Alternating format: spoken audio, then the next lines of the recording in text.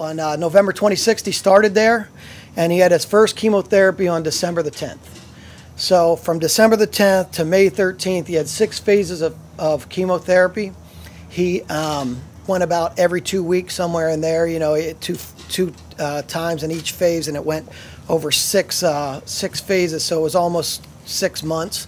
One of the interesting things, and Eric may be able to talk to you about this, is between Eric and his physician, they decided not to do a traditional route of chemotherapy administration, which is used through what we refer to as a PICC line or a port or a central line, so that the IV would be in his arm and then into a major vein in his heart.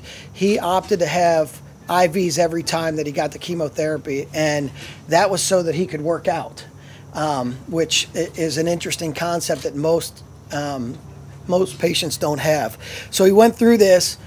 He had his last chemo on December the 10th, and he was able to work out, you know, 10, 12 days in each period, and he came out on the other side of the chemo a pound heavier than he went in. So it tells you what kind of genetic person he is, and you know why he's a professional athlete.